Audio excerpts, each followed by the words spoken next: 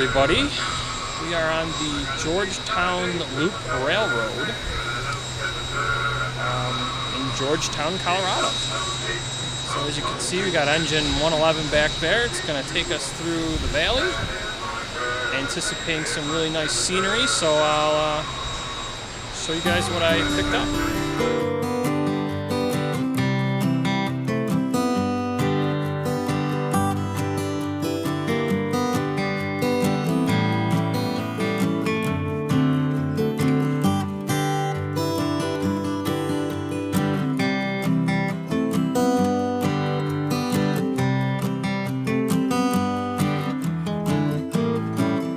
The first railroad in this area was the Colorado Central, began construction down in Denver in 1870.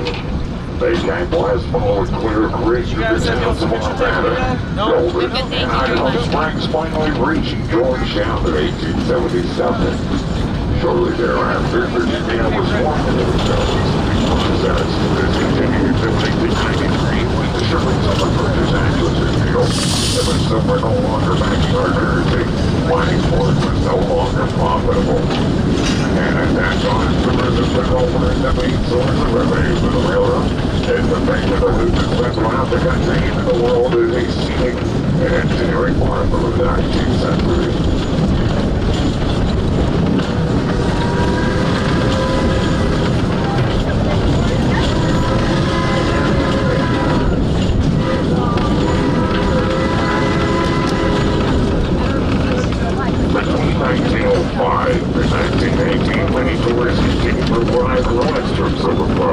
Aboard Georgetown Central. Georgetown Central built up Mount College for mining town Walmart and under the peak at an elevation of 13,500 feet. Hey Mike, I'm going to be on YouTube. I like it. So what do you know about trains? I don't know much. Yeah, I don't either. This is actually the second video I've done on a train on my channel. So where was the first one? It was the Arcade Attica Railroad. A lot less scenic. A little longer, but a lot less scenic. The scenery on this one is pretty cool. You definitely have some unbelievable scenery, and leaves are at peak change. Yeah, I think we really lucked out with the seasons changing. Very much so. Very much so. Fun ride? Fun ride? Awesome. This is mine to the Lebanon. Made it about 1,200 feet back inside the mountain. Two mines are actually connected by a cross tunnel. What happened when the two separate mining companies were following the same vein of silver? And they ended up being in the middle. In case of petrol, we went to court with the Emperor flag running the race for that particular vein of silver. The River Valley produced around $200 million worth of silver in the age of mining era. Please keep in mind that was in 19th century dollars.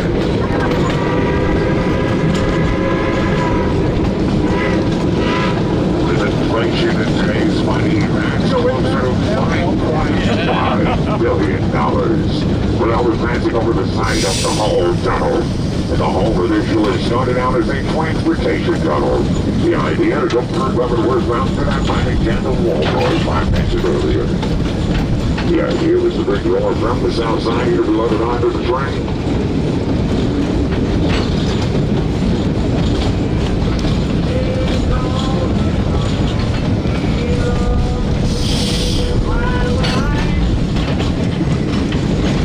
Now, as they were digging this tunnel, they ended up encountering several rich veins of silver. So they lost interest in digging the transportation tunnel, and they started pulling out all that rich silver ore instead. While it's difficult to say just how much silver the Hull produced over the years, it was certainly one of the most profitable mines in the area. As the House passed the repeal of the Sherman Summer Purchase Act in 1893, requiring the marching to all the wars and even the railroad. All the railroad shut down because the 1950s.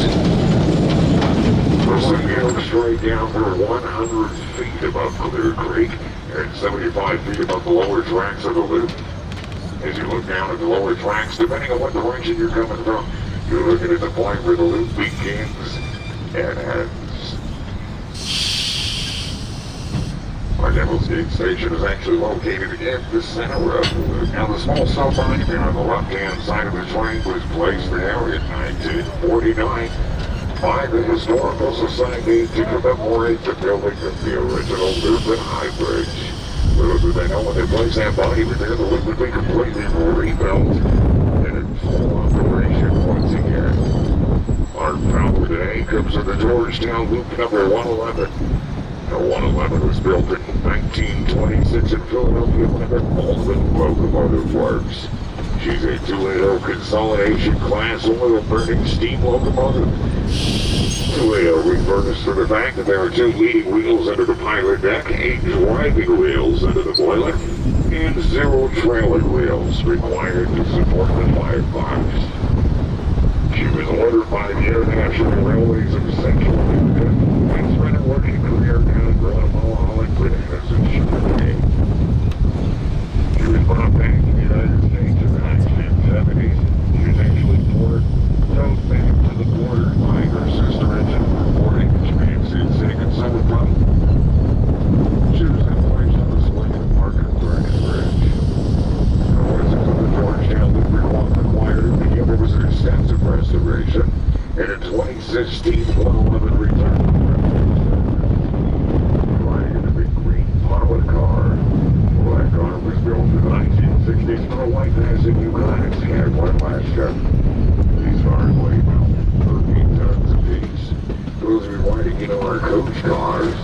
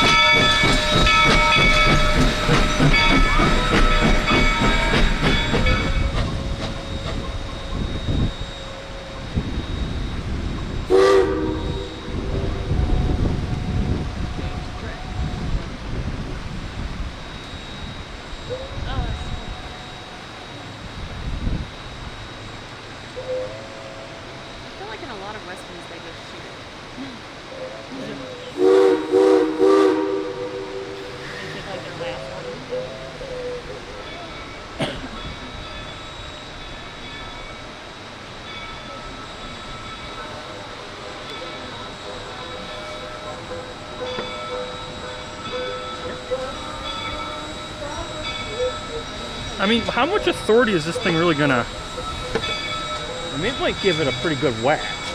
So, yeah, I'm just saying. Little tap tap. Ladies and gentlemen, please do not stand on the supers on the sides of the cars.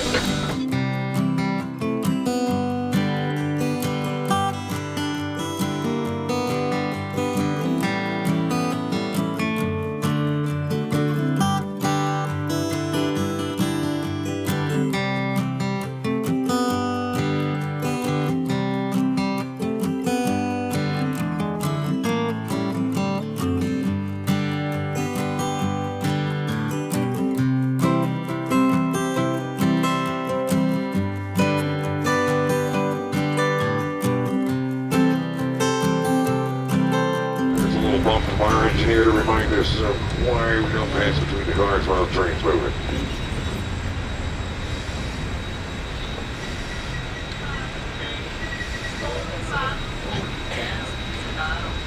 Once you come to the plate stop underneath the bridge, we'll begin our uphill run to Silver Plum. stepping off the microphone of Secret and Georgetown samples of the railroad. Before we do, just like Dan said, we'll please hand the ticket down in the bill, boys. The train will be that way down. Thank you.